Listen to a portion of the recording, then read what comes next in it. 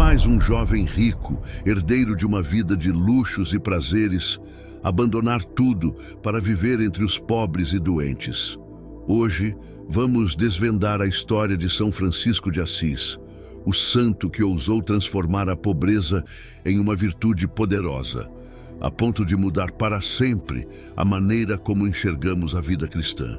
Ele não apenas renunciou às riquezas materiais, mas nos deixou uma lição de humildade que até hoje desafia nossa sociedade e o próprio conceito de sucesso.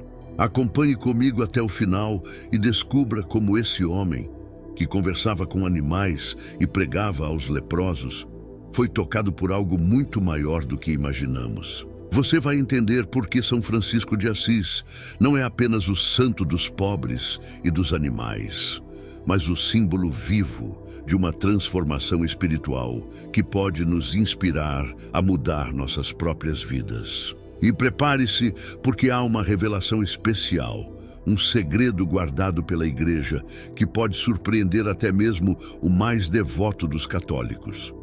Francisco nasceu em uma Assis vibrante e em plena efervescência social. Roupas finas, banquetes suntuosos e festas luxuosas faziam parte de sua rotina. O jovem Francisco vivia cercado de amigos e desfrutava de uma juventude marcada pela despreocupação e pela busca constante de prazer. Filho de um próspero comerciante de tecidos, Pietro Bernardone, e de Pica, uma mulher piedosa de origem francesa, ele foi criado em um lar que unia riqueza e tradição. Desde a infância, Francisco tinha à sua disposição tudo que o ouro de seu pai poderia comprar. Seus passos o levavam sempre em direção às feiras e festas populares, onde ele podia ser o centro das atenções, cantar, dançar e contar histórias.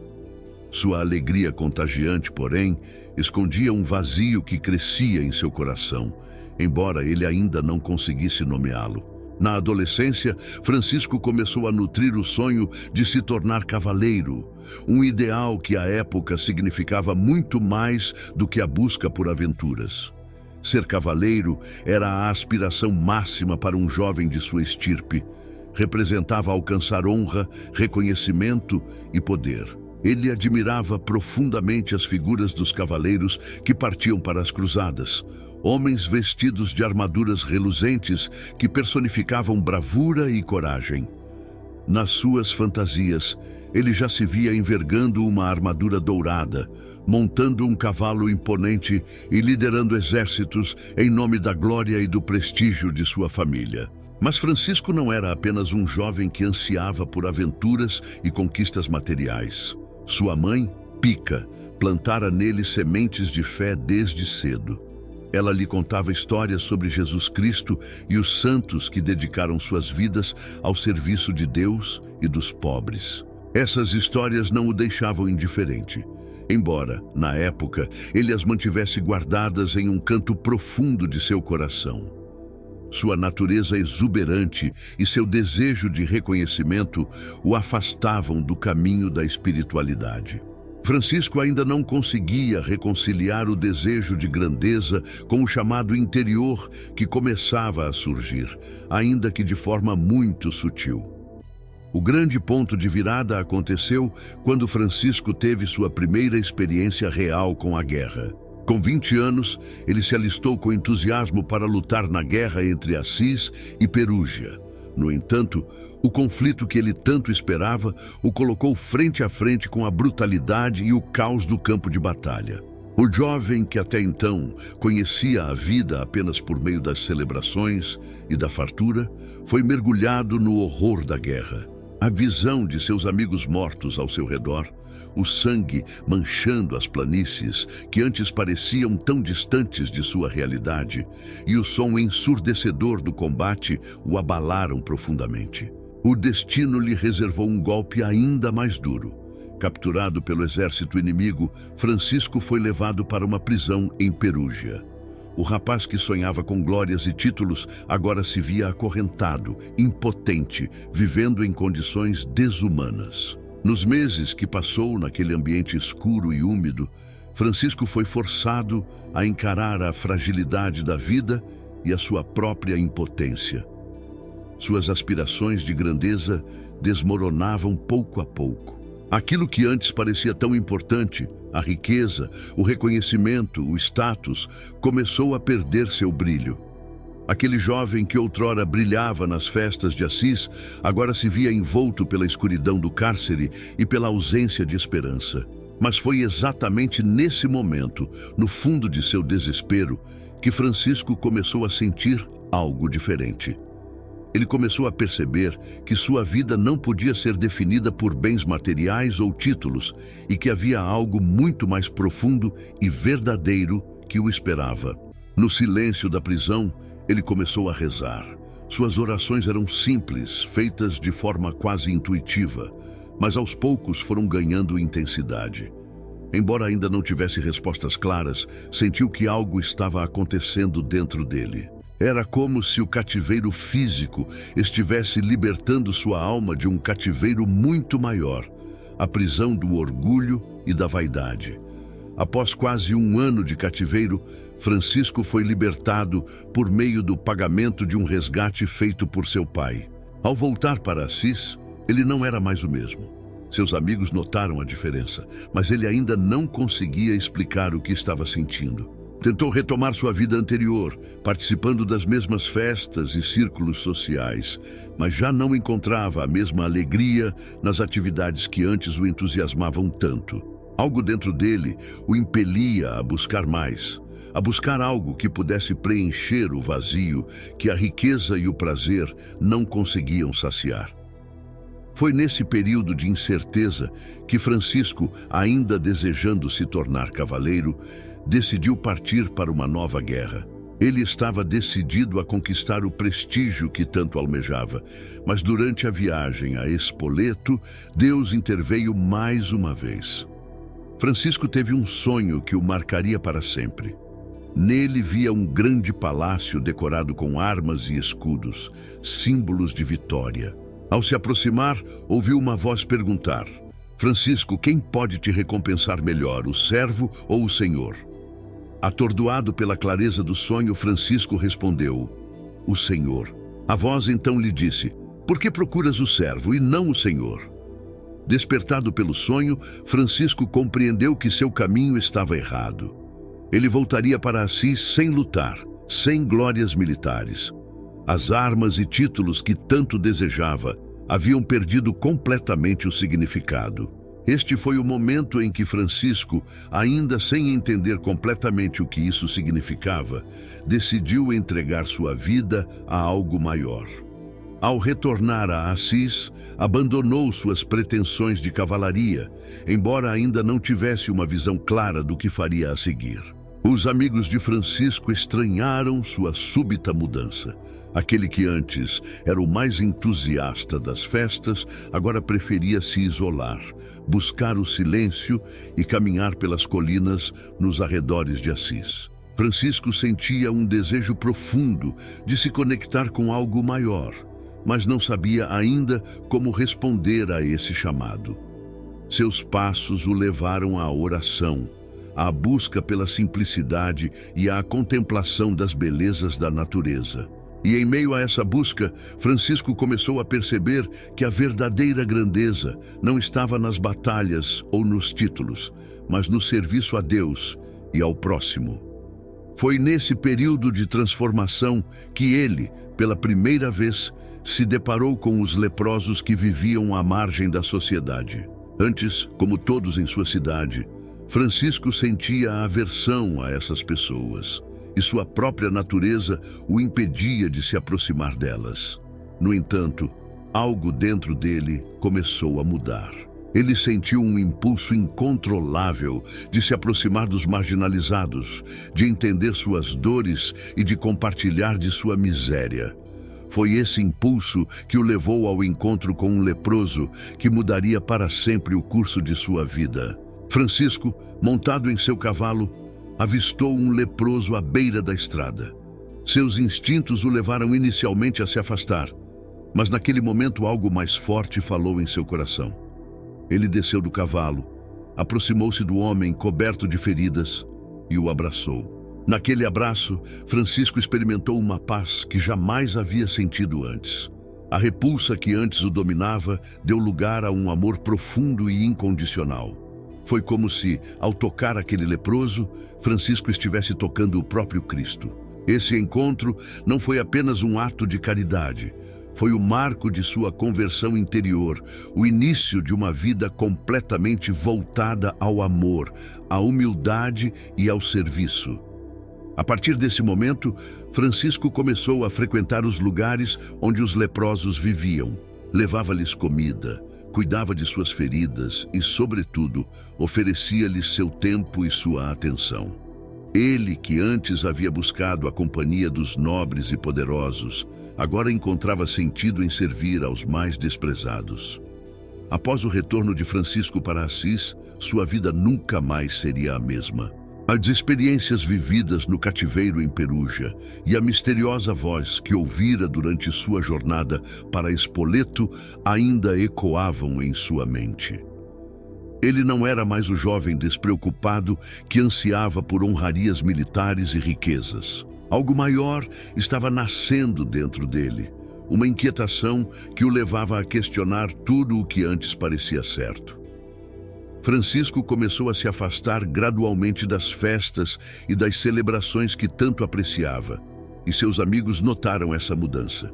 Ele já não se encaixava no mundo de excessos e futilidades que antes tanto o atraía. No entanto, a transformação de Francisco não foi imediata. Havia um conflito interno profundo que o consumia. Em sua alma, ainda existia uma luta entre os sonhos de glória que ele carregava desde a infância e o chamado mais silencioso, porém insistente, para algo muito diferente. Algo que ele ainda não conseguia definir com clareza. Foi nesse período de incerteza que Francisco começou a buscar consolo na oração, algo que até então fazia parte de sua vida apenas de maneira superficial. Ele frequentava as igrejas de Assis e começava a encontrar um estranho consolo no silêncio dos pequenos templos, longe do alvoroço das ruas e das festas. Mas as dúvidas permaneciam. O jovem Francisco se via dividido entre os desejos de sua carne, que o atraíam para as velhas ambições e prazeres, e o profundo apelo de sua alma, que agora desejava uma vida de serviço. Essa batalha íntima foi uma das mais dolorosas para ele, pois Francisco sentia como se estivesse perdido, sem saber que caminho seguir. Embora estivesse mais perto de Deus, ele ainda não havia compreendido qual seria sua missão, e isso o angustiava profundamente. Foi então que aconteceu um dos momentos mais significativos de sua vida: o encontro com o leproso. A lepra, na Idade Média, era muito mais do que uma doença física. Os leprosos eram vistos como amaldiçoados, impuros, afastados de todos os aspectos da vida em sociedade. Eles eram condenados a viver às margens, muitas vezes excluídos da própria comunidade religiosa, já que sua condição era associada a um castigo divino. Francisco, como qualquer homem de seu tempo, também sentia aversão a esses miseráveis. A visão de um leproso causava-lhe nojo e horror.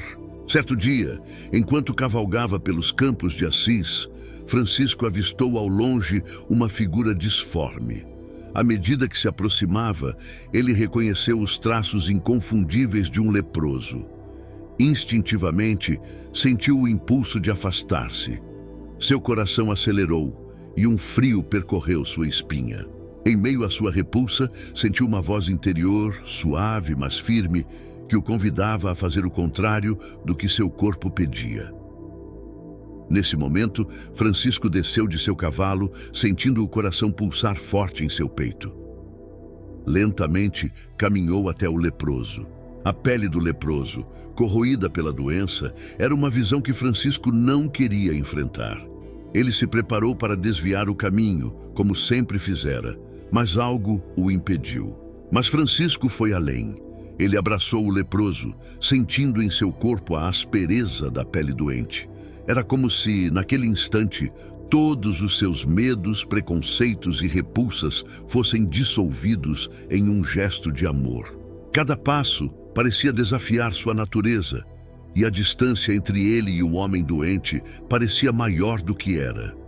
Quando finalmente chegou até ele, um silêncio profundo envolveu os dois. Francisco, respirando fundo, estendeu a mão e tocou o homem, gesto que para muitos seria impensável. Ao tocar aquele homem marginalizado, Francisco sentiu uma paz que nunca havia experimentado antes. Não era uma paz superficial, mas uma tranquilidade que lhe tocava a alma. Aquela ação, tão simples e ao mesmo tempo tão corajosa, marcou o início de uma verdadeira conversão. Foi ali, naquele abraço inesperado, que Francisco começou a compreender de maneira mais clara o chamado que Deus lhe fazia. O amor que ele sentira ao abraçar o leproso não vinha de si mesmo, mas de algo muito maior. Ele estava aprendendo por meio daquele ato o que significava verdadeiramente amar como Cristo amou, sem distinções, sem medo, sem julgamentos. Após o encontro com o leproso, Francisco não foi mais o mesmo. Ele começou a buscar de forma mais intensa uma vida de oração e serviço. Muitas vezes, saía para os arredores de Assis, visitando os lugares onde os leprosos viviam isolados. Levava-lhes comida, água e roupas, mas, acima de tudo, levava-lhes esperança. Ele conversava com eles, ouvia suas histórias, e em cada palavra que trocava com esses homens e mulheres desprezados, Francisco sentia como se estivesse falando diretamente com Cristo. Naqueles rostos desfigurados pela doença, ele encontrava a face do Senhor. Mas essa transformação interior não foi fácil para Francisco. Ao decidir servir aos mais pobres e marginalizados, ele enfrentou a resistência e a incompreensão de todos ao seu redor. Seus amigos, que o haviam acompanhado nas festas e celebrações, agora o viam com estranheza. Francisco, que antes era o líder carismático dos jovens de Assis, passou a ser visto como um excêntrico, alguém que havia perdido o juízo. Até mesmo sua família, especialmente seu pai, Pietro, começou a demonstrar descontentamento com as escolhas de Francisco. Pietro havia investido muito em seu filho, esperando que ele assumisse os negócios da família, que levasse adiante a riqueza e o prestígio que tanto valorizava. Pietro não conseguia entender por que Francisco, que tinha tudo à sua disposição, escolhia agora andar com os pobres e os doentes. Ele tentava de todas as formas trazer o filho de volta à razão, oferecendo-lhe mais riquezas, mais oportunidades de negócios, mais festas. Mas Francisco já não se importava com essas coisas. Seu coração havia sido transformado. Ele não buscava mais glórias terrenas, e isso o afastava cada vez mais de sua antiga vida. Foi nesse período que Francisco começou a frequentar a pequena capela de São Damião, uma igreja antiga e em ruínas, localizada nos arredores de Assis. Ali, em meio às paredes caindo aos pedaços, Francisco passava horas em oração. Um dia, enquanto estava ajoelhado diante do crucifixo que pendia sobre o altar, ele ouviu uma voz que o chamou pelo nome. Francisco, disse a voz, reconstrua a minha igreja, que está em ruínas. Francisco, sem hesitar, tomou aquelas palavras ao pé da letra. Saiu da capela decidido a restaurar o edifício físico, acreditando que essa era sua missão. Ele começou a pedir pedras e materiais aos transeuntes e, com as próprias mãos, iniciou o trabalho de reconstrução. Para financiar a obra, Francisco vendeu alguns tecidos e pertences da loja de seu pai. Quando Pietro soube disso, ficou furioso. Ele não conseguia compreender como o filho estava gastando o patrimônio da família em uma empreitada tão absurda ao seu ver. A relação entre os dois deteriorou-se rapidamente. Pietro, indignado, exigiu que Francisco devolvesse tudo o que havia tirado. Mas Francisco, em vez de ceder, tomou uma decisão radical. Num gesto que simbolizava sua completa renúncia às riquezas materiais e à vida de privilégios, Francisco se despiu diante do bispo de Assis e de toda a cidade. Ele havia escolhido outro caminho, o caminho da pobreza, da humildade e do serviço. A partir daquele dia, sua vida seria inteiramente dedicada a reconstruir não apenas a Igreja de São Damião, mas a Igreja de Cristo, como ele passaria a entender em breve. Devolveu ao Pai tudo o que possuía, incluindo suas roupas, e ficou nu, em um ato que representava sua total entrega a Deus. Naquele momento, Francisco não era mais filho de Pietro Bernardoni, o rico comerciante. Essa entrega total, essa coragem de renunciar a tudo o que o mundo lhe oferecia, foi o que marcou Francisco de Assis como um dos maiores exemplos de fé e santidade. Ele compreendeu que sua missão não era apenas restaurar uma capela em ruínas, mas revitalizar a própria igreja, chamando-a de volta à simplicidade e ao amor radical que Cristo pregava. Após o episódio em que Francisco renunciou publicamente às riquezas e se distanciou de seu pai, a cidade de Assis foi tomada por uma curiosidade mista de assombro e desprezo. O jovem, outrora conhecido por sua excentricidade e carisma, agora parecia ter mergulhado em um comportamento que muitos consideravam loucura.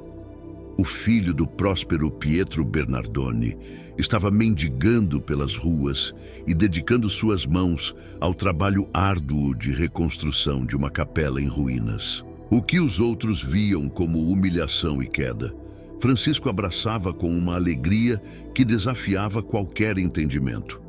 Sua fé estava se aprofundando, e esse novo capítulo de sua vida marcaria sua total entrega à missão que Deus lhe confiara. A capela de São Damião, onde Francisco ouviu pela primeira vez a voz que o chamava para reconstruir a minha igreja, tornara-se seu refúgio. Não era apenas um lugar físico de oração, mas um símbolo da transformação espiritual que ele vivia. A reconstrução da pequena igreja foi árdua, tanto no aspecto físico quanto emocional.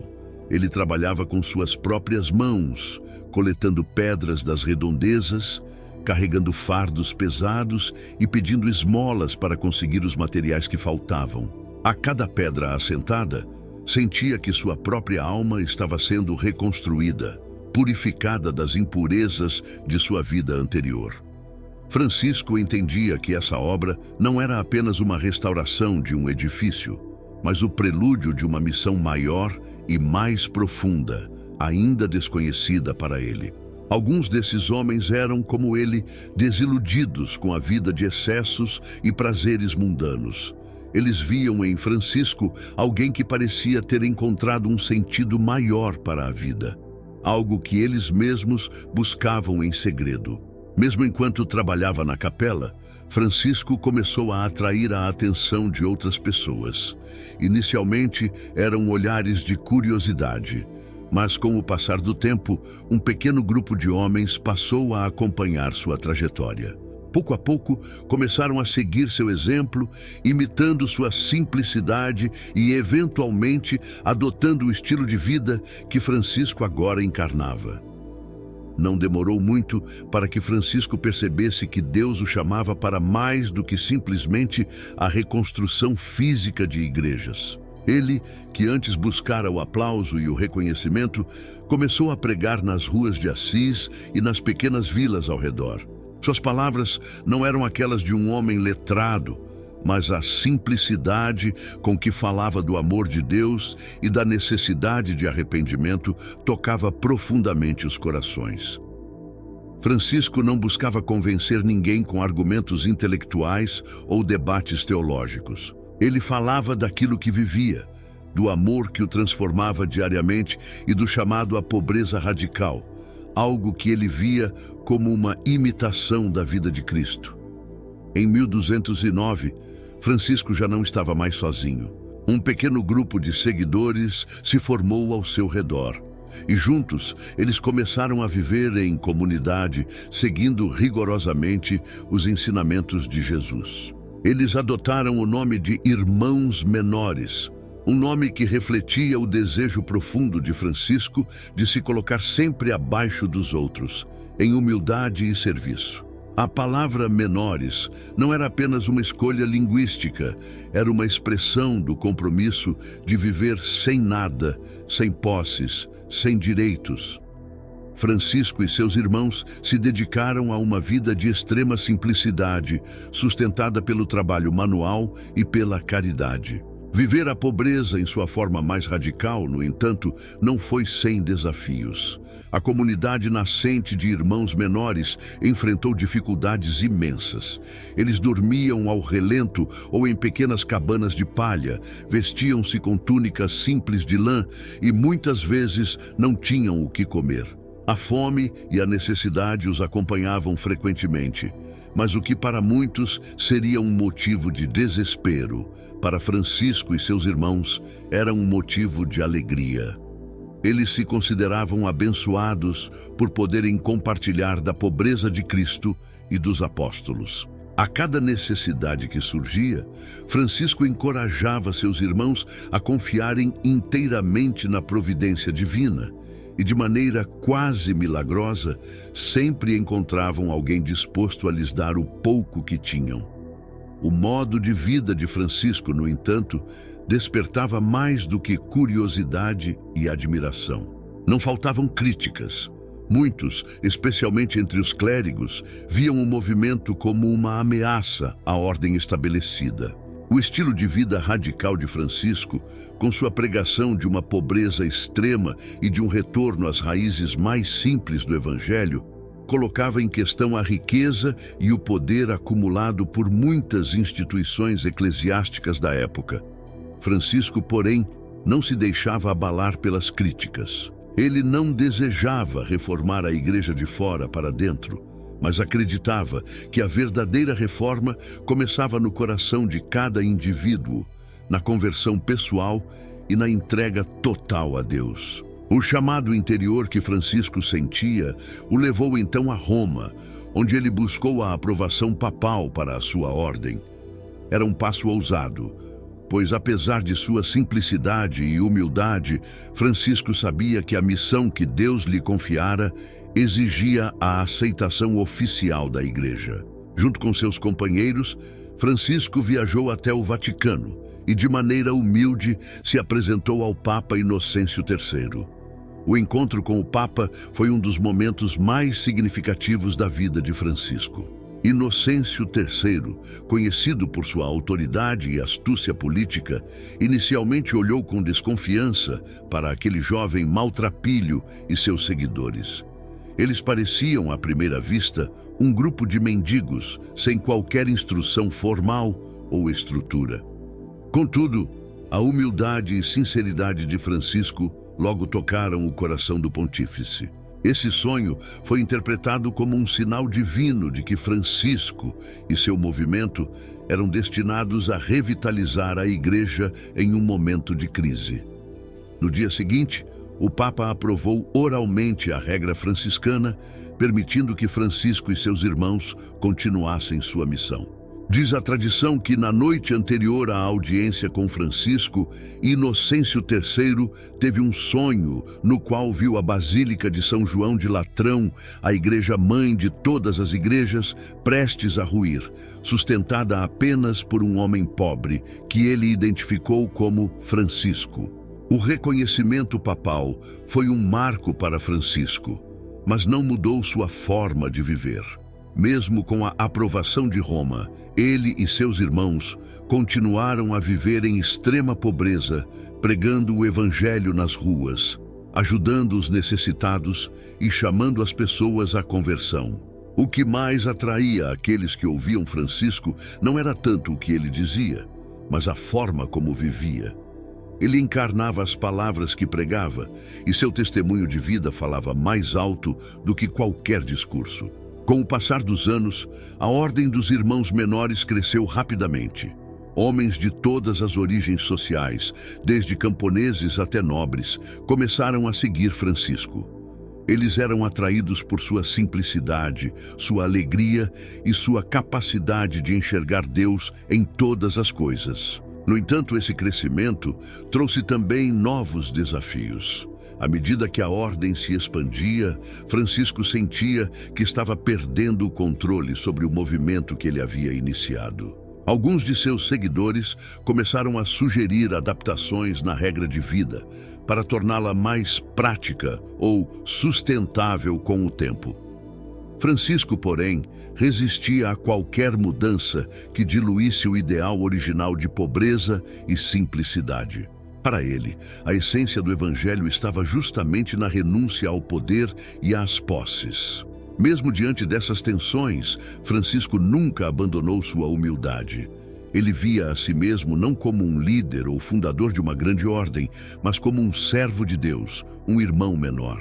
Sua preocupação não era com o sucesso ou a longevidade de seu movimento, mas com a fidelidade ao chamado que Deus lhe fizera. Essa fidelidade, muitas vezes expressa em pequenas ações cotidianas de serviço e sacrifício, foi o que tornou Francisco uma das figuras mais amadas e reverenciadas da história da Igreja. Ao longo desses anos de expansão da ordem, Francisco nunca se afastou de sua missão inicial: pregar a simplicidade do Evangelho e viver em comunhão com os mais pobres.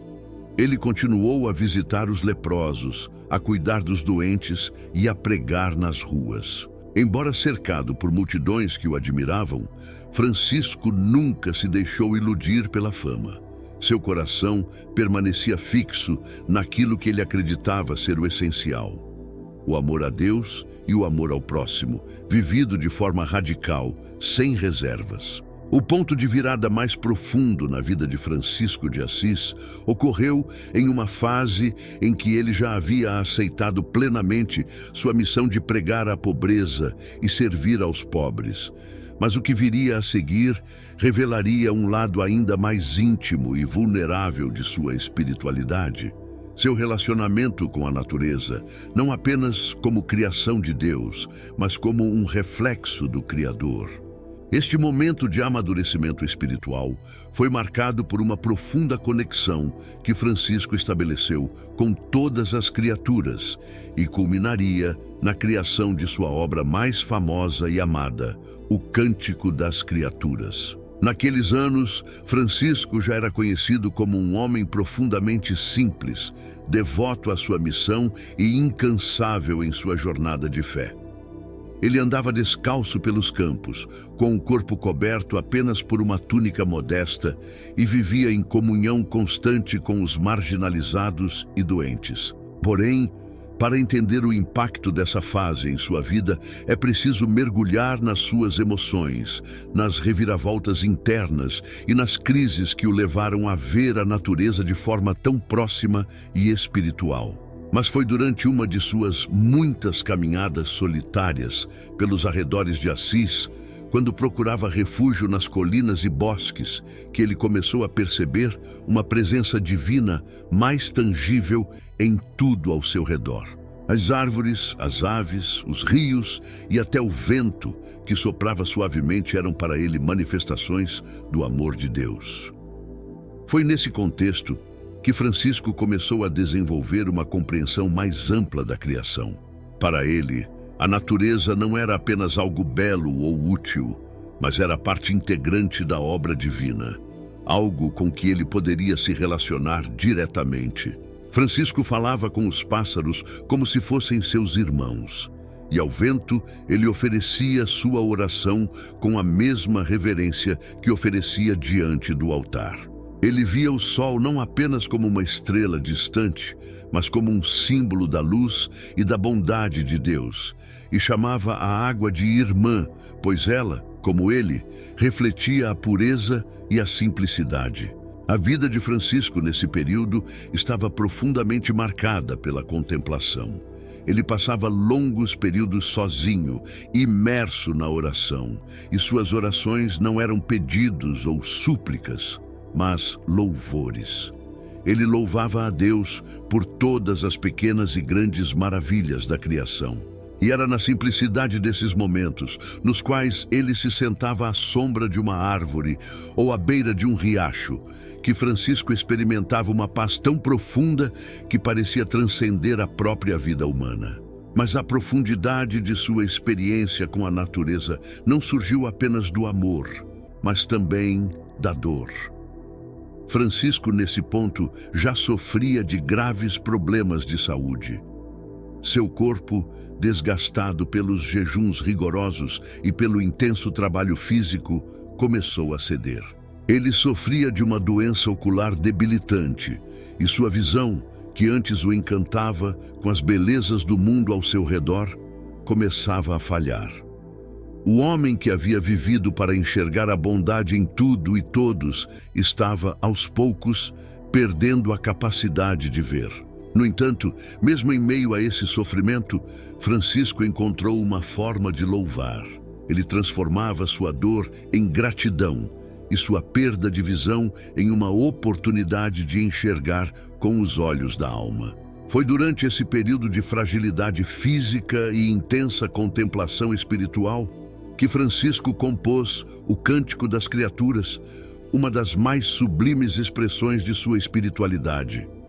Em suas palavras, transparece uma simplicidade infantil e uma fé madura ao mesmo tempo. Ele louvava a irmã Lua e as estrelas, o irmão Vento e a irmã Água, e também a irmã Morte corporal, que ele sabia que estava se aproximando rapidamente. Francisco não tinha medo da morte, pelo contrário, ele a via como uma companheira de sua jornada, uma irmã que o levaria ao encontro definitivo com Deus. O Cântico das Criaturas não foi apenas um poema de louvor, mas também um reflexo da maneira como Francisco se relacionava com o mundo. Ele acreditava profundamente que todas as criaturas, por menores ou mais insignificantes que fossem, eram dignas de respeito e amor, pois cada uma delas carregava em si a marca do Criador. Isso era evidente em sua compaixão pelos animais. Em muitas ocasiões, Francisco foi visto pregando aos pássaros, exortando-os a louvar a Deus com seus cantos, e certa vez ele convenceu um feroz lobo a fazer as pazes com uma aldeia que temia suas investidas. O episódio do Lobo de Gúbio é um dos mais conhecidos entre os que marcaram a vida de Francisco.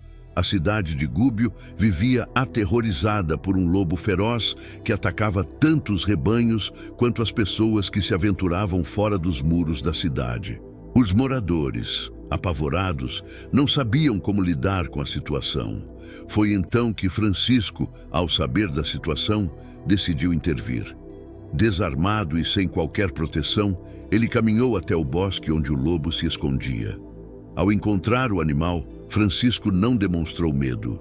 Ele se aproximou do lobo com calma e falou com ele como se estivesse conversando com um amigo. O relato diz que o lobo, ao ouvir as palavras de Francisco, subitamente acalmou-se e tornou-se dócil. Francisco explicou ao lobo que seus ataques estavam causando medo e sofrimento, mas também reconheceu que o animal agia por necessidade, pois estava faminto. Ele então propôs um pacto entre o lobo e os habitantes de Gúbio. O lobo deixaria de atacar e, em troca, os moradores garantiriam que ele teria comida suficiente para sobreviver. O lobo aceitou o pacto. E a cidade, impressionada pela fé e coragem de Francisco, passou a respeitar ainda mais o homem que conversava com as criaturas de Deus como se fossem seus irmãos. Esse episódio não foi isolado, mas um exemplo do tipo de relação que Francisco mantinha com o mundo natural.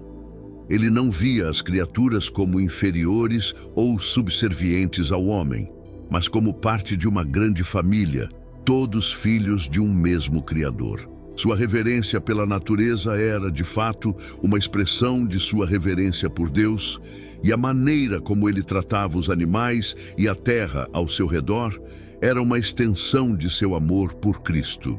Contudo, enquanto Francisco encontrava alegria e consolo na natureza, ele também sabia que sua missão o levava além dos bosques e colinas de Assis. Sua saúde estava em declínio, mas sua alma permanecia vigorosa, e ele sentia que ainda havia muito a ser feito. Mesmo debilitado, ele não desistiu de viajar e pregar, Francisco partiu para o Egito, em uma ousada tentativa de dialogar com o sultão Malik al-Kamil durante as cruzadas.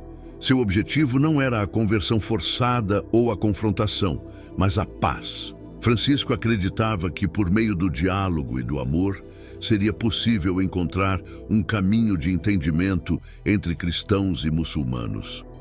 Embora o encontro com o sultão não tenha resultado em uma paz duradoura entre os povos, Francisco foi recebido com respeito e admiração. O sultão, impressionado pela coragem e pela humildade de Francisco, permitiu que ele e seus companheiros pregassem em terras muçulmanas. Esse episódio demonstrou a amplitude do amor de Francisco, que não se limitava à sua própria comunidade ou fé, mas se estendia a todos os seres humanos, independentemente de sua origem ou crença. Ao retornar da Terra Santa, Francisco estava ainda mais debilitado fisicamente, mas espiritualmente, seu coração transbordava de paz. Ele sabia que seu tempo na Terra estava chegando ao fim e começou a se preparar para sua morte com a mesma serenidade e alegria com que havia vivido toda a sua vida. Aos seus irmãos, ele sempre dizia para não temerem a morte, mas para a acolherem como parte do plano divino. Francisco pediu para ser levado de volta a Assis, onde queria passar seus últimos dias. Em outubro de 1226, cercado por seus irmãos, Francisco de Assis entregou seu espírito não com lamentos ou angústias, mas cantando louvores a Deus, agradecido pela vida e por tudo o que ela lhe proporcionou. Na simplicidade que marcara toda a sua vida, ele escolheu morrer ao ar livre, deitado sobre o chão nu, em comunhão com a terra que tanto amava. O ano de 1224 marcou uma das fases mais místicas e, ao mesmo tempo, mais dolorosas da vida de Francisco de Assis. A essa altura, ele já havia consolidado a fraternidade dos irmãos menores. Sua mensagem de pobreza radical ressoava em diferentes regiões e ele havia recebido o reconhecimento do Papa. No entanto, Francisco, que sempre buscou viver à imagem de Cristo, ainda sentia que seu sacrifício não estava completo. Esse sentimento o levaria a um encontro íntimo e definitivo com a paixão de Cristo, de uma maneira que ele jamais havia imaginado. O Monte Alverne, uma região remota e silenciosa na Toscana, tornou-se o refúgio espiritual de Francisco naquele ano. Ele se retirou para esse local em busca de um tempo de isolamento e contemplação profunda, longe das multidões que começavam a segui-lo em grande número. Para ele, o Monte Alverne representava mais do que um lugar físico de retiro. Era um espaço onde a alma se despia de todas as distrações e buscava com todas as forças unir-se ao mistério de Deus. Francisco carregava consigo o desejo de experimentar a plena comunhão com o sofrimento de Cristo, e esse desejo o impelia a buscar uma transformação completa. Foi durante esse retiro no Monte Alverne que Francisco começou a intensificar suas orações e jejuns. Ele passava horas em profunda contemplação, meditando sobre a paixão de Cristo, sobre os sacrifícios feitos pelo Senhor para a salvação da humanidade. Francisco não estava simplesmente meditando sobre o sofrimento de Jesus de uma forma distante. Ele queria sentir em sua própria carne, em seu próprio espírito, a dor e o amor que Jesus havia experimentado no Calvário.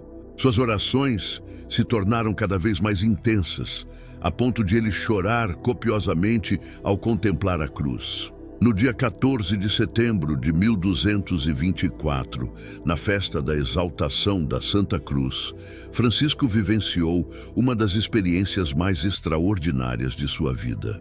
Em meio às suas orações, ele teve uma visão de um serafim com 6 asas, resplandecente e glorioso, pairando sobre ele. O serafim, que tinha a forma de um Cristo crucificado, olhou para Francisco com um amor indescritível, e Francisco foi tomado por uma sensação de êxtase e dor ao mesmo tempo. Ele sentiu uma comunhão tão profunda com a paixão de Cristo que, quando a visão desapareceu, percebeu que seu corpo havia sido marcado pelas 5 chagas de Jesus. As chagas, conhecidas como estigmas, apareceram em suas mãos, pés e lado e começaram a sangrar.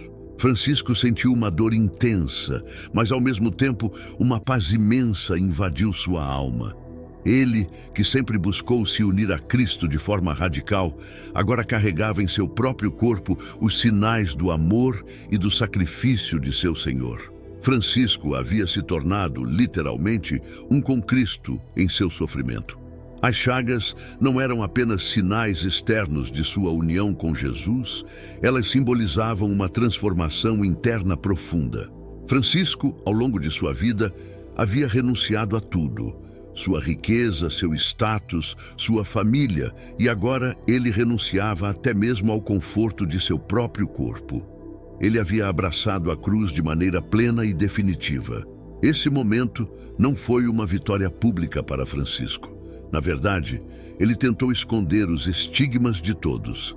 Apenas seus companheiros mais próximos sabiam da dor que ele carregava em segredo. Ele não queria que o foco estivesse nele, mas sim na mensagem que pregava: o amor de Cristo pelos homens, manifestado de maneira mais pura na cruz. A experiência dos estigmas, no entanto, trouxe consigo uma nova etapa de sofrimento físico. As dores eram constantes, e Francisco, que já estava frágil por conta de suas doenças, começou a definhar rapidamente. Seu corpo, tão acostumado à austeridade e à privação, agora lidava com uma dor ainda mais intensa e com a perda progressiva de suas forças. Mesmo assim, ele nunca reclamou. Pelo contrário, ele continuava a louvar a Deus por tudo o que experimentava, vendo em cada dor uma oportunidade de se unir ainda mais ao Cristo sofredor. Apesar de sua condição debilitada, Francisco continuou a liderar seus irmãos, mesmo que de maneira mais discreta. Ele os encorajava a perseverar na pobreza e na simplicidade, e sempre que podia, pregava sobre a importância de abraçar a cruz, de ver em cada sofrimento uma chance de crescimento espiritual. A essa altura, o movimento franciscano já havia crescido significativamente, e Francisco, que sempre desejou ser um irmão menor, começou a se preocupar com os rumos que sua fraternidade tomava. Muitos dos novos membros, atraídos pela popularidade da ordem, começaram a sugerir que talvez fosse necessário adaptar algumas das regras para que a ordem pudesse sobreviver a longo prazo. Essa tensão entre a visão original de Francisco e os desafios práticos do crescimento da ordem o afligia profundamente. Ele temia que, com o tempo, a simplicidade radical que ele tanto prezava fosse deixada de lado em favor de uma organização mais sustentável. Francisco não queria que sua fraternidade se tornasse mais uma instituição rica e poderosa dentro da igreja, mas sim um movimento que sempre vivesse à margem, em comunhão com os pobres e os humildes. A ideia de que seus irmãos pudessem, no futuro, se desviar desse ideal o entristecia imensamente. Apesar de sua dor física e emocional, Francisco continuou a confiar totalmente na providência de Deus. Ele sabia que sua missão estava chegando ao fim e que caberia a seus irmãos continuar a obra que ele havia começado. Francisco nunca se considerou o líder ou o fundador de um grande movimento. Ele se via como um simples servo, um instrumento nas mãos de Deus. Mesmo carregando em seu corpo os estigmas de Cristo, ele continuava humilde, insistindo que o verdadeiro mérito não estava em suas ações, mas na graça divina que o sustentava. Nos últimos meses de sua vida, Francisco voltou para Assis para ficar perto de seus irmãos e amigos mais próximos. Sentindo que sua morte estava próxima, ele pediu para ser levado de volta a Porciúncula, a pequena capela que havia sido o berço de sua fraternidade. Lá, ele queria passar seus últimos momentos em oração, cercado pela simplicidade e pelo amor que sempre definiram sua vida. Em seus últimos dias, Francisco compôs uma última estrofe para o Cântico das Criaturas, louvando a irmã morte corporal. Ele a acolhia com a mesma serenidade com que havia acolhido todas as outras criaturas, vendo nela não um fim, mas uma passagem para a plenitude da vida em Deus. Na noite de 3 de outubro de 1226, Francisco, deitado no chão nu, com os olhos voltados para o céu, rodeado por seus irmãos, entregou seu espírito. Não houve desespero, não houve lamento. Francisco morreu como viveu, com simplicidade, humildade e confiança absoluta no amor de Deus. Ele partiu da mesma maneira que veio ao mundo, despojado de tudo, exceto da fé que o acompanhara durante toda a sua jornada. Após sua morte, o impacto de sua vida e de seus ensinamentos foi sentido por toda a Igreja. Francisco de Assis, o homem que renunciou a todas as riquezas e que escolheu o caminho da pobreza radical, tornou-se um dos santos mais amados e venerados de toda a cristandade. Seu exemplo de humildade, compaixão e amor incondicional continua a inspirar gerações, e sua mensagem de simplicidade permanece tão relevante hoje quanto foi em seu tempo. Os irmãos menores, por quem Francisco tanto se preocupou, continuaram a crescer e a espalhar sua mensagem pelo mundo. E bem embora a ordem franciscana tenha enfrentado desafios e transformações ao longo dos séculos, o legado de Francisco permanece intacto. Ele não fundou apenas uma ordem religiosa. Ele fundou um caminho, uma forma de viver o Evangelho que transcende o tempo e o espaço. A vida de Francisco de Assis, marcada por tantas reviravoltas, sacrifícios e momentos de profunda comunhão com Deus, é um testemunho vivo de que a verdadeira grandeza não reside nas riquezas ou no poder, mas na capacidade de amar sem medidas, de servir aos outros e de abraçar a cruz com alegria e gratidão. Na vida de Francisco de Assis, cada escolha parecia seguir um caminho que o afastava mais dos padrões do mundo e o aproximava de uma realidade divina, uma realidade na qual ele enxergava beleza e sentido, onde a maioria via apenas dor e privação. Já reconhecido como um líder espiritual, ele continuava fiel à simplicidade que havia escolhido desde o começo, mesmo que as circunstâncias ao seu redor se tornassem mais complexas. E foi nessa simplicidade que ele enfrentou um dos maiores desafios de sua jornada: a necessidade de equilibrar seu chamado interior e as crescentes demandas externas que surgiam à medida que sua fraternidade se expandia. Em 1220, 4 anos antes de receber os estigmas, Francisco enfrentou uma das provações mais difíceis de sua vida: o retorno de uma viagem missionária fracassada ao Oriente. Ele havia tentado chegar ao Egito com a esperança de encontrar o sultão Malik al-Kamil, num esforço corajoso de pregar a paz e o evangelho em pleno cenário das cruzadas. Francisco, no entanto, sabia que sua tentativa de conversão não teria resultados imediatos, e seu retorno a Assis foi marcado por uma mistura de sentimentos. Ele sentia, por um lado, que sua missão ainda não havia sido plenamente cumprida, mas, por outro, começava a perceber os desafios internos que aguardavam sua fraternidade em crescimento. Ao voltar, Francisco encontrou sua ordem em um momento de transição. O movimento, que havia começado pequeno, baseado na simplicidade extrema e no serviço aos pobres, agora atraía grande número de novos seguidores. Muitos desses seguidores vinham com boas intenções, mas nem todos estavam preparados para abraçar a rigorosa pobreza que Francisco pregava. Com a expansão da fraternidade, surgiram questionamentos e pressões por parte de alguns irmãos que acreditavam que a ordem precisava se estruturar de maneira mais formal, com regras mais adaptáveis às necessidades práticas de um grupo tão numeroso. Esse conflito interior foi um golpe para Francisco, que até então havia conseguido manter a pureza de seu ideal.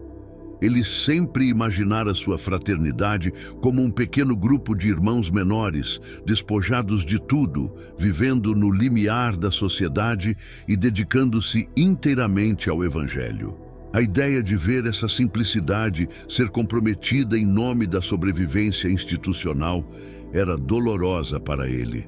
Francisco não desejava fundar uma nova organização poderosa dentro da igreja.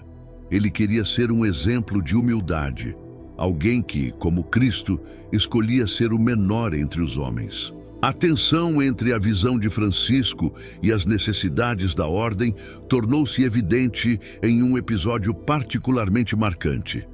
Enquanto muitos de seus irmãos pressionavam pela criação de uma regra mais flexível, Francisco, cada vez mais angustiado, decidiu renunciar à liderança formal da ordem. Ele acreditava que o espírito da ordem estava sendo ameaçado pelas ambições de expansão e institucionalização. Para ele, o chamado divino não estava nas grandes estruturas, mas na vivência pura do Evangelho. Ao abdicar de sua posição de liderança, Francisco demonstrava a profundidade de sua fé e seu compromisso com a humildade. Ele confiava que Deus continuaria a guiar a fraternidade, mesmo que ele não estivesse à frente.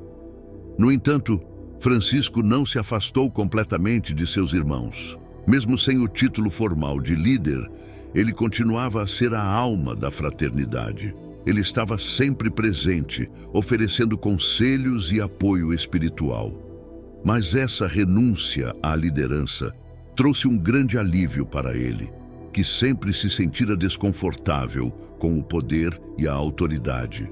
Agora, ele poderia se dedicar mais plenamente à sua vida de oração, sem as distrações das responsabilidades administrativas que começavam a pesar sobre ele. Esse período de crise interna, porém, foi também um momento de grande crescimento espiritual para Francisco. Livre das pressões da liderança, ele pôde se entregar completamente ao que mais amava: a contemplação e o serviço aos pobres.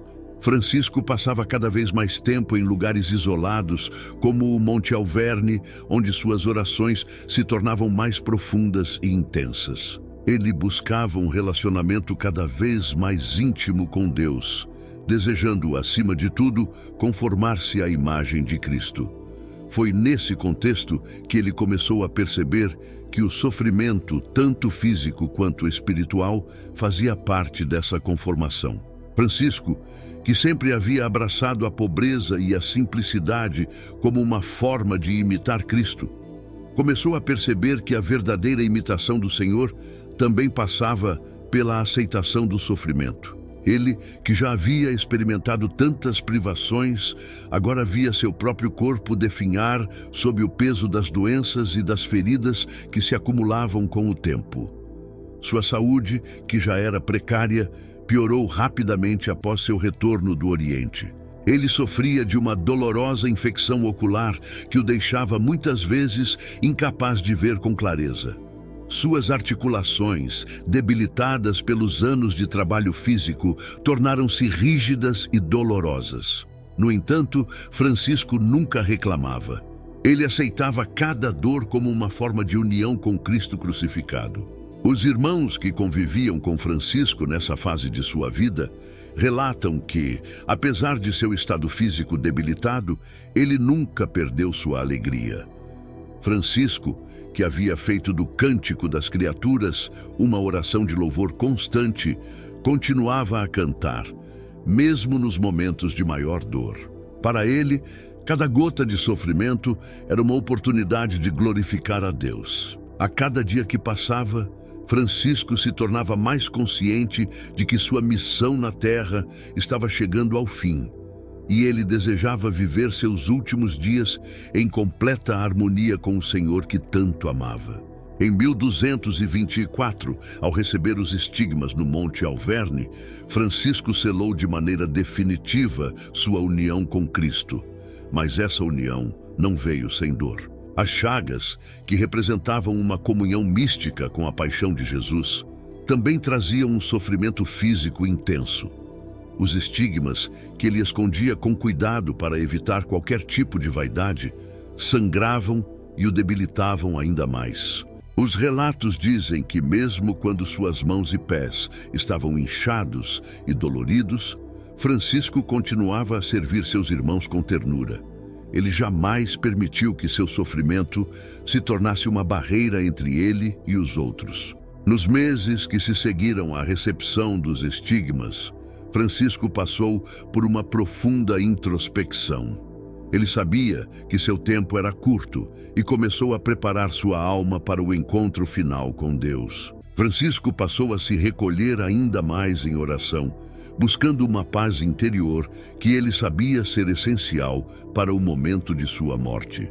No entanto, mesmo em meio a essa preparação espiritual, ele não deixou de se preocupar com os irmãos menores e com a continuidade da fraternidade. O fim da vida de Francisco foi marcado por uma serenidade que impressionava a todos ao seu redor. Ele, que havia vivido uma vida de grandes sacrifícios, agora se aproximava da morte com uma aceitação completa. Quando soube que o momento se aproximava, pediu para ser levado de volta à Porciúncula, a pequena capela que sempre considerara seu verdadeiro lar espiritual. Lá ele desejava morrer como havia vivido, em total simplicidade. Nos últimos dias, Francisco pediu para ser deitado diretamente no chão, em contato com a terra, em um gesto final de humildade.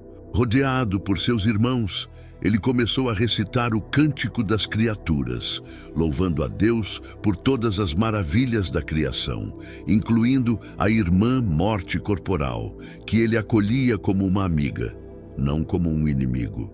Francisco enfrentou a morte com a mesma leveza e alegria com que havia enfrentado os desafios de sua vida.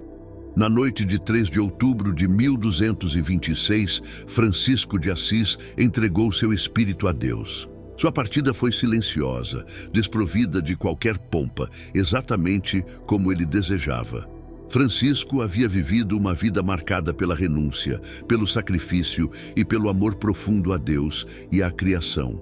E agora partia, deixando um legado que perduraria por séculos. Seus irmãos, embora profundamente tristes, sabiam que Francisco havia alcançado a plenitude de sua missão. Ele havia se tornado, de fato, um com Cristo. Mesmo após sua morte, a influência de Francisco de Assis só cresceu.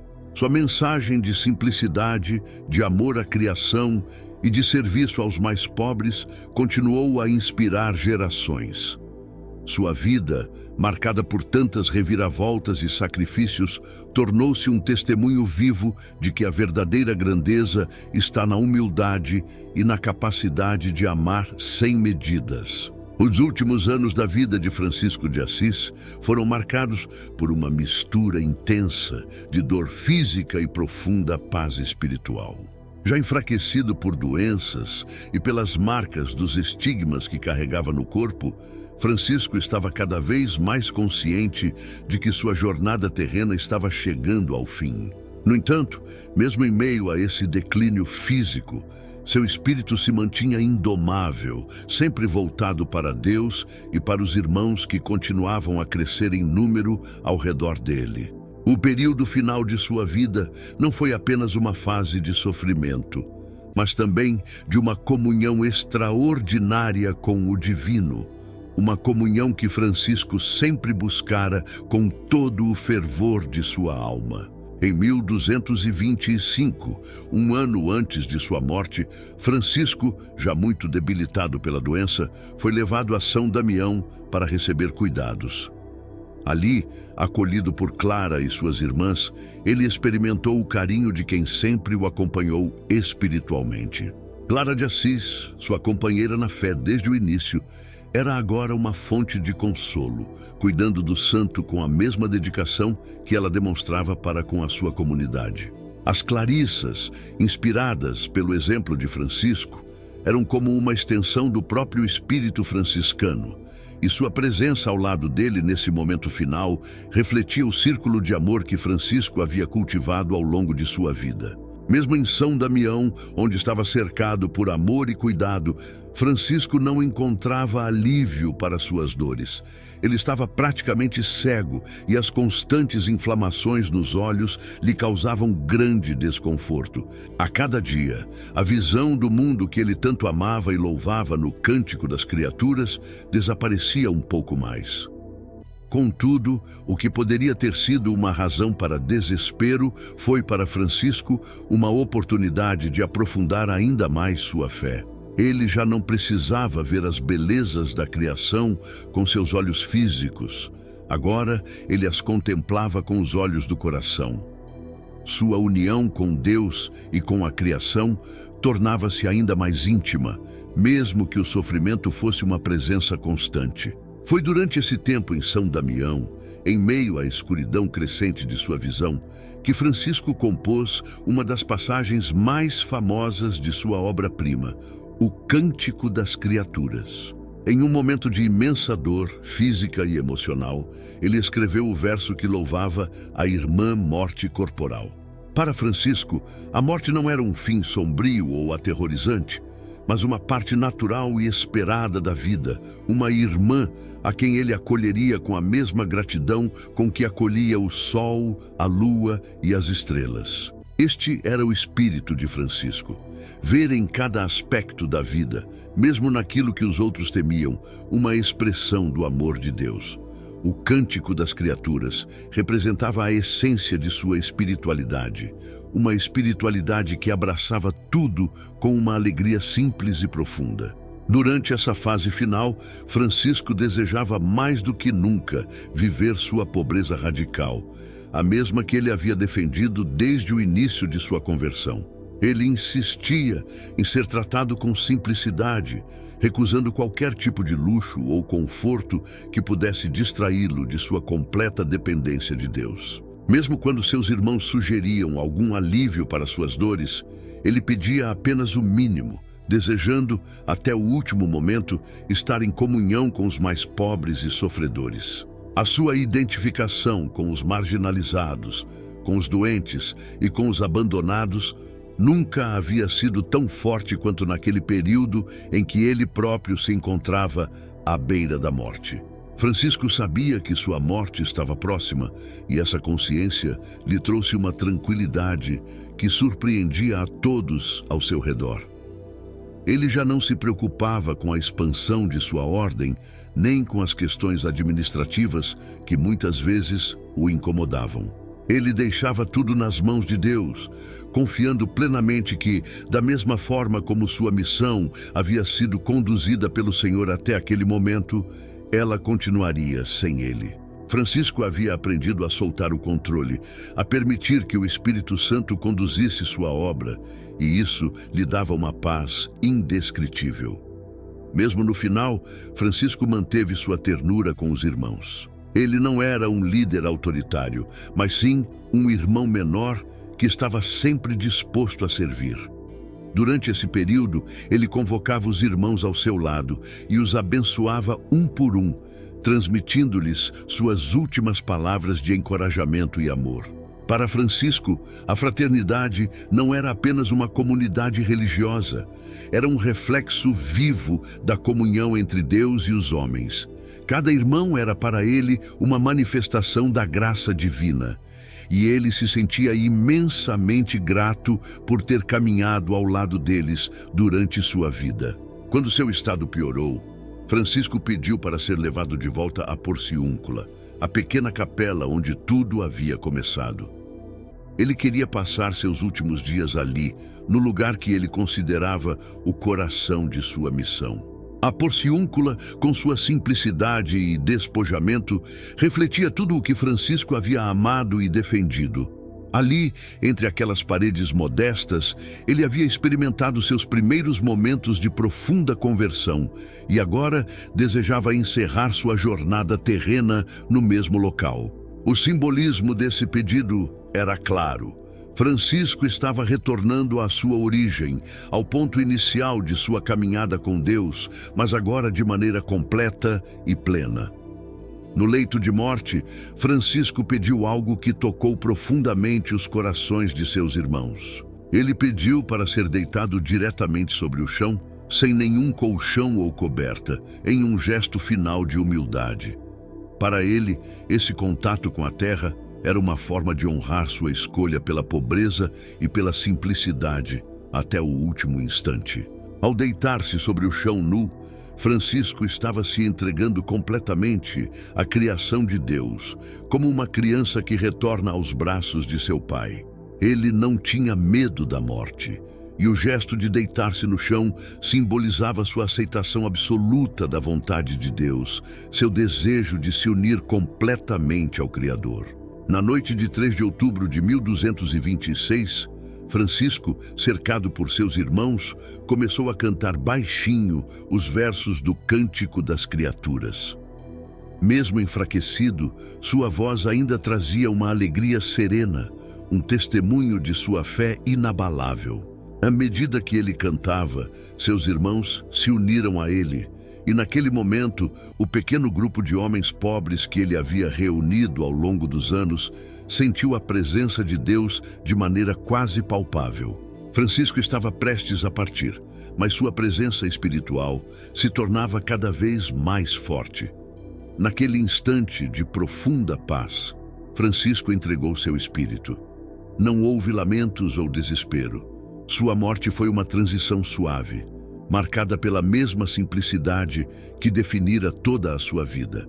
Os irmãos que estavam presentes sentiram que haviam testemunhado algo sagrado, algo que transcendia a morte. Francisco havia partido, mas o amor, a alegria e a simplicidade que ele havia vivido continuariam a inspirar gerações. Após sua morte, os irmãos imediatamente perceberam a grandeza do homem que havia estado entre eles. Francisco não era apenas um santo, ele era um exemplo vivo de como o Evangelho podia ser vivido na plenitude. Ele havia mostrado que a verdadeira santidade não estava em grandes gestos ou milagres, mas na capacidade de amar profundamente, de servir com humildade e de ver Deus em todas as coisas. Seu corpo foi levado para Assis, e seu sepultamento foi acompanhado por uma multidão de pessoas que já o consideravam um santo. A cidade inteira parou para homenagear aquele que, durante sua vida, havia se tornado um símbolo de paz, humildade e amor. O cortejo fúnebre passou pelas ruas onde Francisco havia andado como jovem, antes de sua conversão, e muitos dos que ali estavam lembravam-se de sua juventude despreocupada. Agora, aquele homem que havia renunciado a tudo repousava nos braços de Deus, e sua presença ainda era sentida em cada canto de Assis. A morte de Francisco não foi o fim de sua missão, mas o início de um legado que perduraria pelos séculos. Seus ensinamentos, seu exemplo de vida e sua profunda espiritualidade continuam a tocar corações em todo o mundo, lembrando a todos que, como ele demonstrou, o caminho da santidade passa pela humildade, pelo amor incondicional e pela aceitação total da vontade de Deus em cada momento da vida. Após a morte de Francisco de Assis, a cidade que o vira nascer e transformar-se num dos maiores ícones da espiritualidade cristã, começou a vibrar com uma atmosfera de reverência. Seu corpo foi conduzido pelas ruas de Assis, onde multidões se aglomeravam para dar o último adeus. As pessoas tocavam as vestes simples que cobriam seu corpo, algumas chorando, outras rezando. Para muitos, Francisco não era apenas um homem santo. Ele era o espelho vivo de Cristo, alguém que havia trazido para o mundo moderno uma radicalidade evangélica que a Igreja, em seus vastos corredores de poder, parecia ter perdido. Cada passo do cortejo fúnebre era marcado por um sentimento de profunda devoção, e o próprio ar da cidade parecia pesar com a presença de algo sagrado. Mas Francisco, em sua simplicidade, jamais buscara esse tipo de reconhecimento. Mesmo em vida, evitava qualquer demonstração de grandeza ou veneração que seus seguidores tentassem impor a ele. A última coisa que desejava era ser lembrado como um santo inatingível, alguém distante das realidades da vida comum. Pelo contrário, Francisco havia vivido para ser o menor dos homens, alguém que, ao se aproximar dos pobres e dos marginalizados, via neles o rosto de Cristo. Sua grandeza estava justamente em seu desejo de se apagar, de permitir que, por meio de sua vida, fosse Deus quem brilhasse. No entanto, o impacto de sua morte foi tão avassalador quanto o de sua vida. Já nos dias seguintes ao seu falecimento, a notícia da morte de Francisco se espalhou rapidamente por toda a Itália e além. Homens e mulheres que nunca haviam sequer visto o santo começavam a falar dele com uma familiaridade impressionante. A devoção por Francisco florescia entre os camponeses, entre os pequenos comerciantes, entre aqueles que viviam à margem da sociedade. Seu nome logo seria murmurado em orações feitas por pessoas simples, aquelas a quem ele havia dedicado sua vida. Os irmãos menores, embora profundamente abalados pela perda de seu fundador, sabiam que o trabalho de Francisco não estava concluído. A fraternidade que ele criara com tanto amor e sacrifício precisava continuar. Francisco havia confiado na providência divina para guiar seus irmãos. E esse espírito de entrega era agora o legado que eles tinham de carregar adiante. Nos dias que se seguiram à morte de Francisco, os irmãos se reuniram na Porciúncula, o pequeno santuário que fora o coração espiritual da missão franciscana. Ali, ao redor do túmulo simples de seu fundador, eles rezavam e se fortaleciam mutuamente, sabendo que o peso de sua missão era grande, mas que, com fé, poderiam levá-la adiante. Um dos primeiros desafios que a fraternidade enfrentou foi a própria canonização de Francisco. Seus seguidores, bem como o povo, estavam convencidos de sua santidade e não demorou para que relatos de milagres começassem a ser atribuídos a ele. Os doentes que tocavam o local de seu sepultamento afirmavam que suas enfermidades haviam sido curadas. A fama de Francisco se espalhava rapidamente e logo a pressão por sua canonização chegou aos ouvidos do Papa Gregório IX. O Papa, que conhecera Francisco pessoalmente e fora profundamente tocado por sua humildade e fervor, não teve dúvidas ao iniciar o processo de canonização.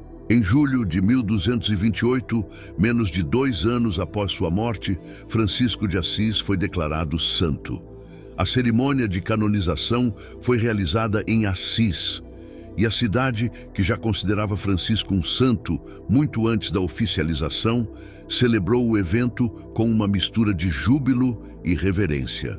Para os habitantes de Assis, não era apenas o reconhecimento de um grande homem, era a confirmação de que um dos seus havia alcançado o favor de Deus de maneira extraordinária. No entanto, mesmo diante dessa honra extraordinária, a alma da vida de Francisco, a simplicidade e o despojamento, permanecia viva em seus irmãos. Eles sabiam que o maior tributo que poderiam prestar ao seu fundador era continuar a viver de acordo com o espírito do Evangelho, sem se deixar desviar pelas honrarias ou pela fama que agora envolvia o nome de Francisco. Cada irmão menor continuava a se comprometer com a pobreza radical, o serviço aos pobres e o amor incondicional à criação, sabendo que esse era o verdadeiro legado de Francisco. Enquanto isso, a construção da Basílica de São Francisco em Assis foi iniciada, um projeto grandioso que simbolizaria tanto a devoção popular quanto a continuidade da missão franciscana. Para alguns irmãos, no entanto, o contraste entre a grandiosidade da Basílica e o estilo de vida simples que Francisco sempre pregara era desconcertante. Aquelas paredes majestosas, destinadas a abrigar o corpo de Francisco, pareciam distantes da pequena porciúncula onde ele sempre preferira estar. Mas, de alguma forma, a igreja encontrava formas de equilibrar o desejo de honrar seu novo santo com a essência de sua mensagem. Enquanto a construção prosseguia, a influência de Francisco continuava a se espalhar. Novos conventos franciscanos começaram a surgir em toda a Europa, atraindo homens e mulheres de todas as classes sociais.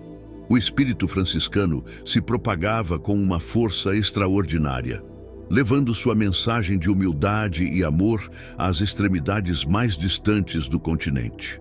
A cada novo lugar onde uma fraternidade franciscana se estabelecia, os valores de Francisco, a simplicidade, o cuidado pelos pobres e a reverência pela criação eram renovados e vividos de maneira concreta. As Clarissas, a ordem feminina fundada por Clara de Assis, sob a inspiração de Francisco, também cresciam. E Clara, que viveria ainda mais de 20 anos após a morte de Francisco, dedicava-se com fervor à preservação do espírito original de pobreza absoluta. Ela lutava para garantir que a regra franciscana, que ela e suas irmãs seguiam com tanto amor, permanecesse fiel ao ideal que Francisco tanto valorizara. Clara era, de certa forma, a guardiã espiritual do legado de Francisco, e seu compromisso com a simplicidade extrema ajudava a manter viva a chama do fundador entre as Clarissas. A canonização de Francisco e a construção da Basílica não ofuscaram o que ele mais queria, que sua mensagem se espalhasse não apenas entre os religiosos, mas entre o povo comum. E assim foi. Homens e mulheres comuns, trabalhadores, camponeses, pessoas de todas as classes sociais, encontraram em Francisco uma esperança renovada. Ele lhes mostrou que a santidade não estava reservada aos grandes mestres da igreja ou aos poderosos, mas que cada pessoa, em sua simplicidade, em sua luta cotidiana, podia viver o Evangelho plenamente. Com o passar dos anos, a mensagem de Francisco se espalhou não apenas por meio de seus seguidores, mas também por meio dos escritos e sermões que transmitiam seus ensinamentos. O Cântico das Criaturas, composto nos últimos anos de sua vida, passou a ser recitado e cantado em toda parte, um hino à beleza da criação e à gratidão que Francisco sempre cultivara. Essa poesia simples, mas profundamente espiritual, capturava o coração de sua mensagem. Um amor incondicional por Deus, pela natureza e pelos seres humanos. O legado de Francisco, no entanto, não estava isento de desafios. Com o crescimento da ordem, surgiram também divisões internas. Alguns irmãos, desejando adaptar a regra franciscana a uma vida menos austera, começaram a questionar a viabilidade de viver de forma tão radicalmente pobre. Francisco, em seus últimos anos de vida, já havia expressado preocupação com esse tipo de movimento dentro de sua ordem. Mas mesmo após sua morte, as tensões continuaram. As disputas internas sobre a interpretação da regra franciscana levariam, com o tempo, a divisões e até mesmo a cismas dentro da ordem. No entanto, o núcleo da mensagem de Francisco permaneceu intacto e seus seguidores mais fiéis continuaram a viver de acordo com os valores que ele havia pregado com tanta paixão. Hoje, ao olharmos para a vida de Francisco de Assis, vemos mais do que um santo distante e idealizado. Vemos um homem que, em meio às suas próprias fraquezas e limitações, buscou viver o Evangelho de forma radical e sem reservas. Sua mensagem, mesmo séculos após sua morte, continua a ecoar. Não apenas nos corredores das grandes igrejas e basílicas que levam seu nome, mas nos corações de milhões de pessoas que, como ele, buscam encontrar Deus na simplicidade, no serviço e no amor ao próximo.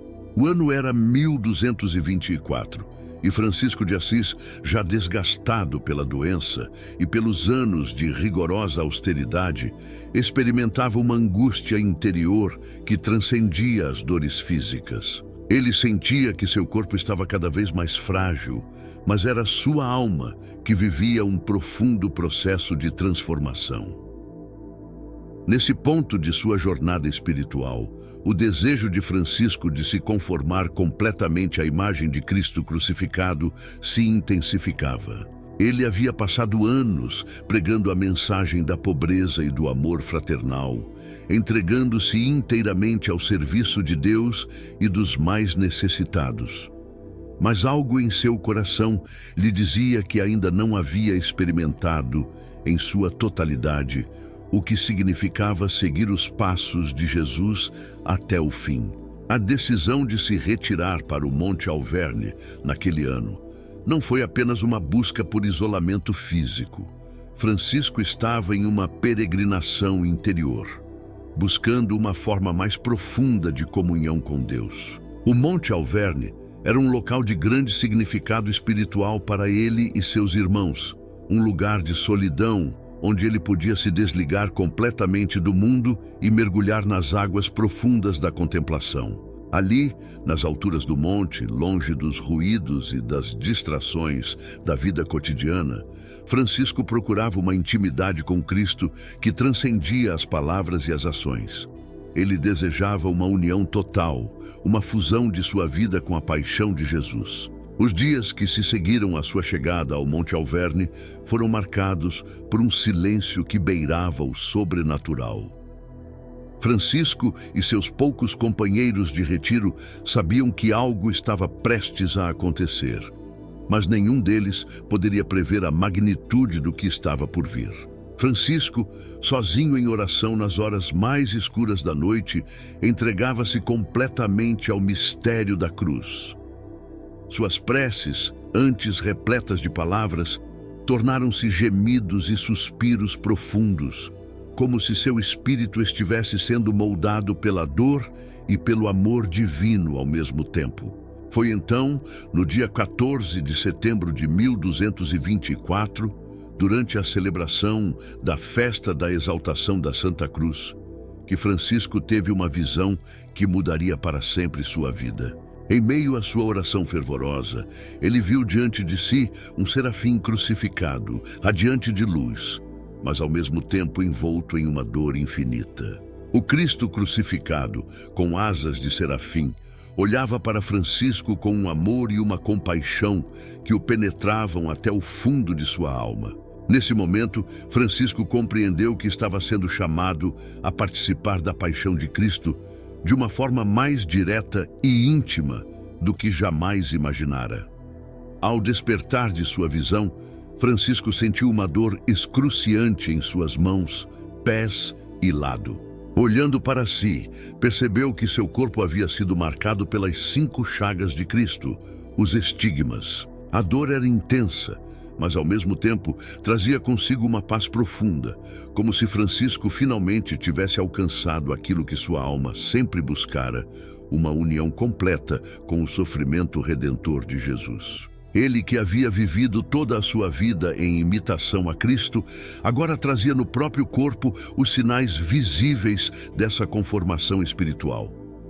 Os estigmas, contudo, não eram apenas marcas físicas. Eles representavam a última e mais dolorosa etapa de sua entrega total a Deus. Francisco, que havia se despido de todas as riquezas e prestígios mundanos, agora se despia de si mesmo, entregando até o seu corpo como um sacrifício vivo. Ele sabia que aqueles sinais não eram para serem exibidos como troféus de santidade. Eram um convite para viver a paixão de Cristo de maneira ainda mais radical. Nos meses que se seguiram, Francisco tentou esconder os estigmas, mantendo-os cobertos e falando pouco sobre eles, mesmo para seus irmãos mais próximos. Para ele, as chagas eram uma manifestação íntima entre ele e Deus, e ele temia que a atenção que elas poderiam atrair desviasse o foco de sua mensagem, a simplicidade do Evangelho e o amor desinteressado pelos outros. A dor física que os estigmas lhe causavam era constante e debilitante. Francisco, já exausto pelos anos de penitência e jejuns, começou a sentir seu corpo definhar rapidamente. Mas mesmo assim, ele continuava a viver cada dia com uma alegria serena, uma entrega que transcendia a compreensão dos que estavam ao seu redor. Seus irmãos notavam que, apesar da deterioração de sua saúde, Francisco irradiava uma paz que só poderia vir de alguém profundamente unido a Deus. Ele nunca reclamava de suas dores, nem buscava alívio para o sofrimento que enfrentava. Pelo contrário, ele as acolhia como parte de sua vocação de seguir a Cristo até o fim. Enquanto Francisco enfrentava essas provações físicas e espirituais, o futuro de sua fraternidade também estava em jogo. A Ordem dos Irmãos Menores havia crescido exponencialmente nos últimos anos, e muitos dos novos membros começavam a questionar a viabilidade de viver de acordo com a regra tão estrita que Francisco havia estabelecido. Alguns defendiam que a ordem deveria buscar uma maior estruturação, talvez até um certo relaxamento das práticas de pobreza extrema para garantir a sobrevivência a longo prazo. Para Francisco, porém, essa era uma tentação perigosa, algo que poderia comprometer a essência de sua missão. Ele temia que o espírito de simplicidade e humildade se perdesse na busca por uma institucionalização que, inevitavelmente, traria consigo as armadilhas do poder e do prestígio. Esse dilema interno entre o desejo de manter a pureza da ordem e a necessidade prática de adaptá-la ao crescimento era um dos maiores fardos que Francisco carregava. Ele via com certa tristeza que o ideal que havia sido o centro de sua vida e missão estava sob ameaça, e isso o preocupava profundamente. Contudo, como sempre, Francisco entregava tudo nas mãos de Deus, confiando que o Espírito Santo guiaria sua fraternidade, mesmo em sua ausência. Ele não estava disposto a comprometer seus princípios, mas também sabia que sua jornada estava chegando ao fim e que não poderia controlar os desdobramentos futuros. Nos meses que se seguiram à recepção dos estigmas, Francisco retirou-se ainda mais para a oração e a contemplação. Ele sabia que o tempo que lhe restava era curto e queria aproveitar cada momento para aprofundar sua união com Deus. Seus irmãos notaram que ele falava cada vez menos sobre as preocupações terrenas e cada vez mais sobre a alegria de encontrar-se com o Senhor. Francisco não temia a morte. Pelo contrário, ele a aguardava com expectativa, sabendo que ela seria a porta de entrada para a plenitude da vida em Deus. Em seus últimos dias, quando já estava gravemente debilitado, Francisco pediu para ser levado de volta à Porciúncula. Esse pedido não foi casual. A Porciúncula, aquela pequena capela humilde nos arredores de Assis, era para ele o coração de sua vocação. Foi ali que ele experimentara os primeiros momentos de sua conversão, e era ali que ele queria encerrar sua jornada. Para Francisco, aquele espaço representava tudo o que ele mais amava: a simplicidade, o despojamento, a proximidade com Deus e com os irmãos. Mesmo cercado pela fama que sua santidade havia atraído, Francisco desejava partir da mesma forma como vivera: simples, humilde, anônimo diante dos olhos do mundo, mas profundamente conhecido por Deus. Ao chegar à Porciúncula, Francisco pediu para ser deitado diretamente sobre o chão nu em contato com a terra. Aquele gesto final de entregar-se completamente à criação era o símbolo máximo de sua renúncia a tudo o que era terreno. Ele havia começado sua jornada espiritual renunciando às riquezas materiais e agora, no momento de sua morte, renunciava até mesmo ao conforto de um leito. Para Francisco, essa era a maneira mais pura de imitar o Cristo pobre que ele tanto amava. Na noite de 3 de outubro de 1226, Francisco, cercado por seus irmãos, entregou seu espírito a Deus. Sua morte foi tranquila, como um sopro suave que se apaga, e os que estavam ao seu lado sentiram que, naquele momento, algo sagrado havia acontecido. Francisco partiu da mesma forma que vivera, com simplicidade, com alegria e com uma fé inabalável. Ele não deixou riquezas ou posses, mas deixou um legado espiritual que transformaria o mundo para sempre.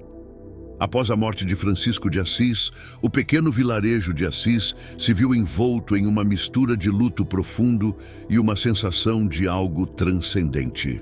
Não era apenas a perda de um homem santo, mas a partida de alguém que, em sua fragilidade e humildade, havia tocado os corações de todos que o conheciam.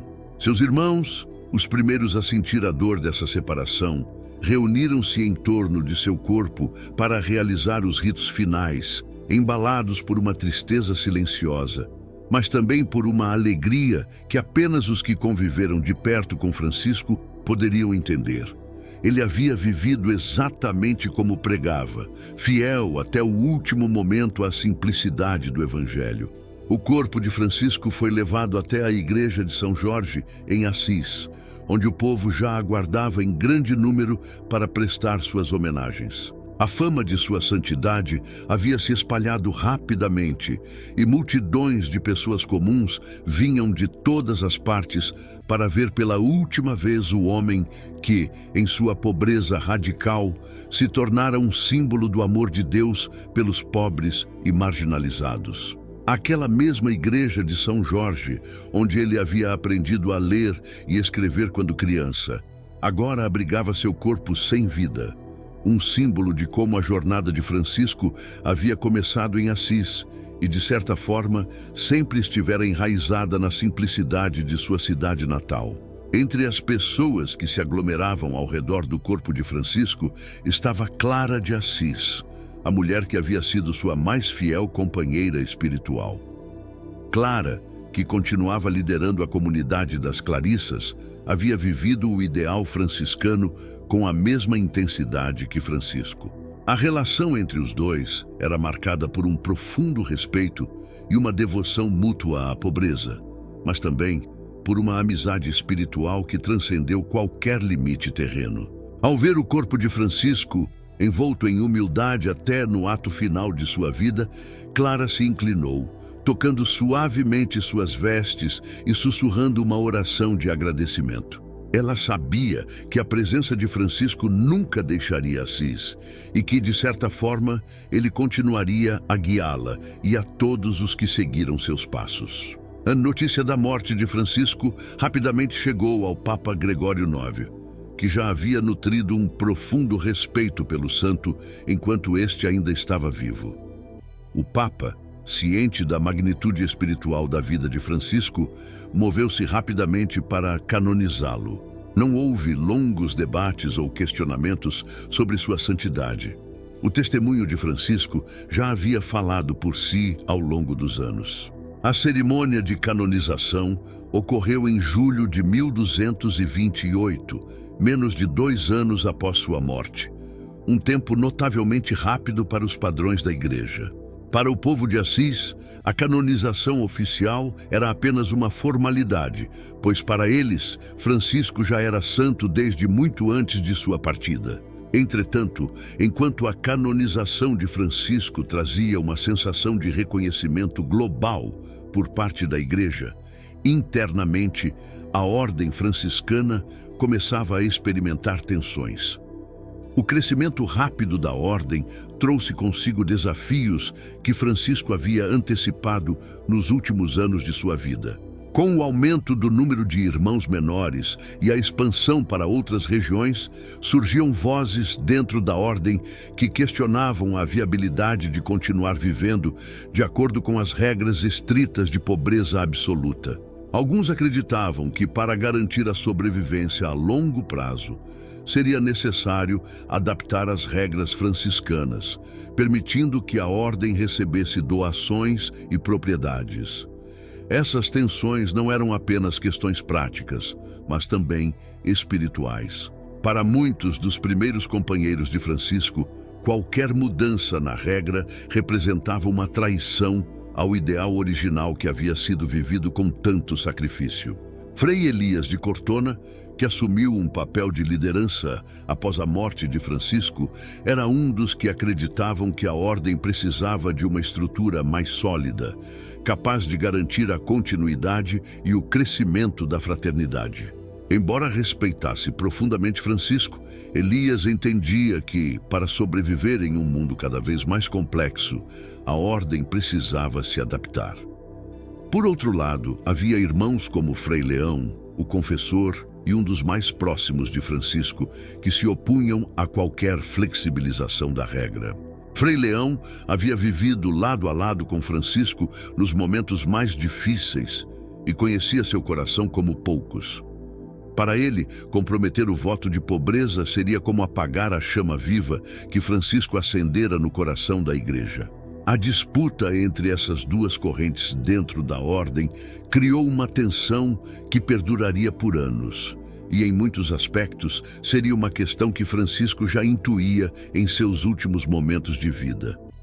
Apesar dessas disputas internas, o legado de Francisco não diminuiu.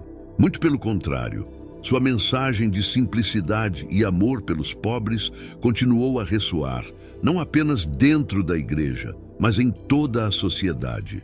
No contexto medieval, uma sociedade profundamente marcada pela desigualdade e pelas divisões de classe, Francisco se tornava um modelo de reconciliação entre o rico e o pobre, entre o poderoso e o fraco.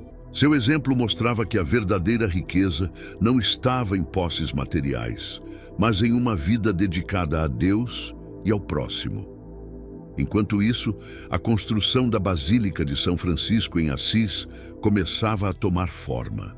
Projetada para ser um grande centro de peregrinação, a Basílica rapidamente se tornou um símbolo da santidade de Francisco. No entanto, muitos de seus primeiros seguidores, incluindo Clara e Frei Leão, viam com certa tristeza o contraste entre a simplicidade que Francisco pregara e a grandiosidade do projeto. Clara, em especial, mantinha sua pequena comunidade fiel ao espírito original da pobreza radical, rejeitando qualquer tentativa de transformar a vida franciscana em algo que ela acreditava ir contra os desejos de Francisco. A Basílica, no entanto, tornava-se inevitável. Seu impacto sobre o cristianismo na Europa era imenso. Peregrinos de todas as partes do continente começaram a viajar para Assis, ansiosos para visitar o local onde Francisco havia sido enterrado e para sentir a presença espiritual que ele havia deixado ali. Muitos desses peregrinos eram pessoas comuns que encontravam em Francisco uma fonte de inspiração para suas próprias vidas. Francisco havia vivido e morrido como um pobre, e essa identificação com os mais simples era o que atraía multidões ao seu túmulo.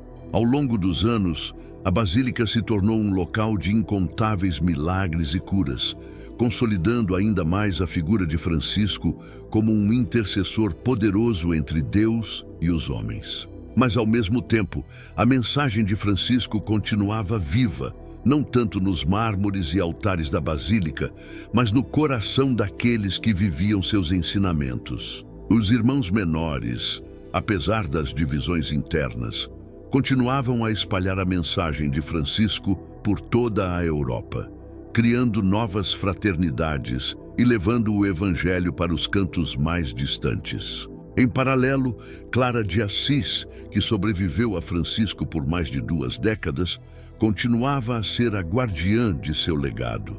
Ela, mais do que ninguém, compreendia o espírito de pobreza que Francisco tanto valorizava e se dedicou até seus últimos dias a manter a pureza desse ideal dentro da comunidade das Clarissas. Mesmo enquanto a ordem franciscana enfrentava as pressões do crescimento e das adaptações, Clara nunca cedeu à tentação de facilitar as regras ou comprometer a vocação de pobreza.